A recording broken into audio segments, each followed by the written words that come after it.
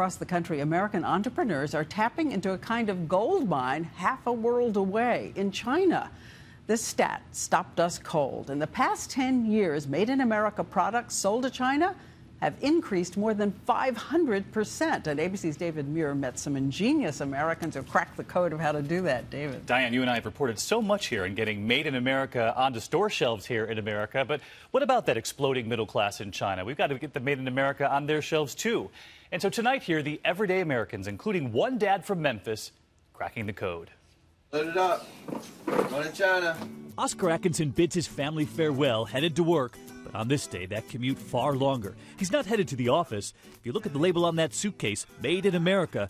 But this time, he's on his way to China, off to sell his American invention, Dermaflage, tubes of concealer for the skin, hiding those scars and blemishes. And he knows there are 1.3 billion people in China who've never heard of it.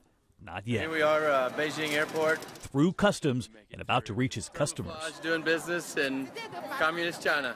And when World News traveled to China, we were struck by what so many told us. When you think of America, the United States, what do you picture? The technology, the products, they told us, better in America. There is a hunger for Made in America. And American giants know it. This Skippy plant in Arkansas, they say they make the world's greatest peanut butter, and they mean it. More than 70 countries, and all those peanuts from the fields of Little Rock. Pringles at this plant in Jackson, Tennessee. 1 out of every 3 cans sold overseas. In fact, they've changed the flavors to cater to the Chinese middle class. Soft-shell crab, grilled shrimp, seaweed Pringles. Even Coca-Cola in on the game. These taste testers in Auburndale, Florida. They're not drinking Coke, they're drinking Pulpy, a drink catered to the Chinese too. It's like orange juice, only sweeter. The oranges picked from these groves in Florida. And how are they received 11,000 miles away? And it's hardly just food. Look at this. Flight attendants putting on their lipstick. Much of the makeup in China with American labels. Which is why Oscar, all the way from Memphis, still making his pitch.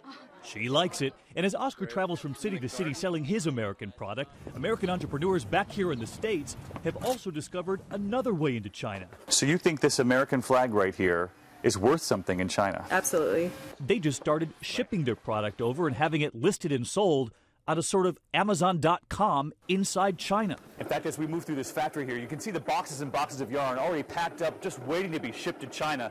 They're aware of that exploding middle class overseas, and they think they're onto something.